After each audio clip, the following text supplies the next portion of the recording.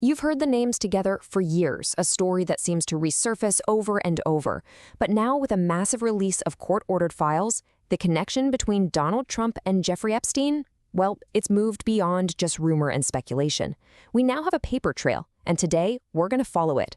We're going to cut through all the noise, all the talking heads, and just focus on one simple question. What do the documents actually say? Okay, so here's our approach. We're going to trace this whole thing from the very beginning, the documented start of their relationship. Then we'll look at the public fallout, and finally, we'll get into what these recently released files have shown us. The goal here is simple: see where the paper trail leads, and maybe even more importantly, where it just stops. All right, let's start at the beginning. We're talking the late 1980s. New York, Palm Beach, the whole world of high society and power players. This is where the connection starts. And what's interesting is that the record from this time, it's actually pretty straightforward. So let's just lay out the facts from the early days, because it paints a really clear picture of a very public friendship. You've got them as neighbors in Palm Beach back in 1987, with some accounts calling them best friends. Then there's literal video footage of them partying together at Mar-a-Lago in 92, Epstein's at Trump's wedding to Marla Maples in 93. I mean, this wasn't some secret relationship. It was all happening right out in the open, right up to that infamous 2002 magazine interview where Trump called Epstein a terrific guy. And this is where we get into some of the hard data, the paper trail. We're talking flight logs. The records show that between 1993 and 97, Trump was on Epstein's jet at least 7 times. The route was almost always the same: New York to Florida, back and forth. But what's really crucial here is what the logs don't show. For all that travel, there is no official record, no log of Trump ever going to Little St. James Island. And that omission, that silence in the records, is a huge part of this story. So after all those years of being seen together, everything just fractures. Around 2004, the whole public friendship falls apart. And this is where this single, clear narrative starts to get muddy.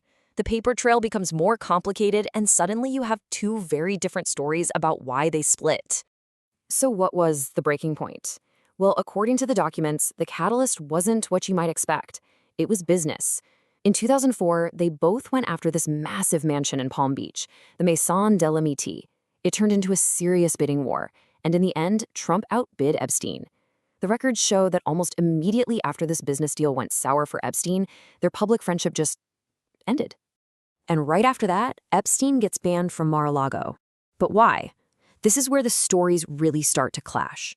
Trump's version is that he found out Epstein was going after girls who worked at the club's spa. But then there's another version, this one coming from witnesses and club members, that claims Epstein harassed the daughter of a very prominent member, and that's what forced Trump to act. The key takeaway here is that the documents mention both versions, but they don't tell us which one is true.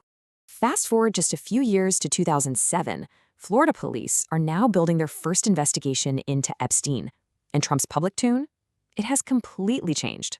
He reportedly tells investigators, quote, "Everyone knew Epstein was a creep." I mean, that's a total 180 from the terrific guy comment just 5 years earlier. A really stark reversal. Okay, now let's jump to the present day, or at least the last few years. After Epstein's death, these massive legal battles led to millions of pages of documents being unsealed, a huge data dump. So the big question is, what did this mountain of paper actually tell us about the Trump connection?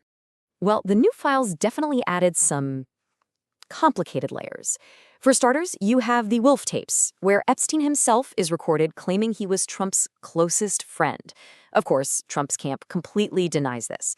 Then there are Department of Justice releases that seem to show continued contact between Epstein and some Trump associates, people like Steve Bannon, even after the public falling out in 2008. And finally, you had that whole weird incident with the lost photo of Trump, Melania, and Epstein that vanished from a government site for a bit, which just fueled all kinds of speculation before it was put back. So you can see, each new release just added another piece to this giant puzzle. So, after sifting through all of this, the early friendship, the fallout, the new files, what's the final verdict? What does the total body of evidence, including what's there and what's not there, really tell us?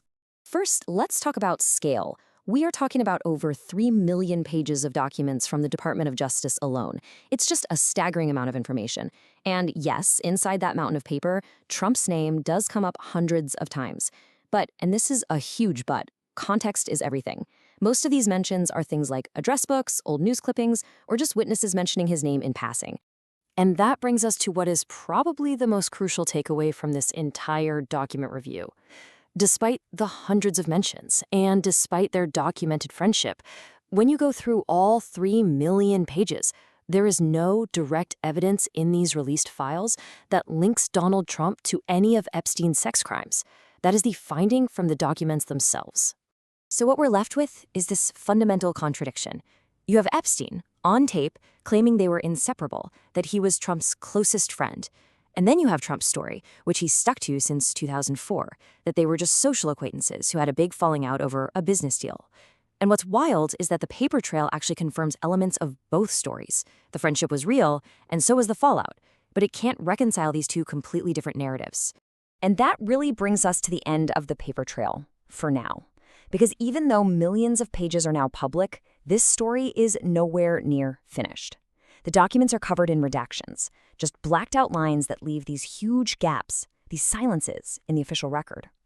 Which leaves us all with one final and, I think, critical question. We've learned a lot from what's been unsealed, but what stories are still hiding behind all those black lines?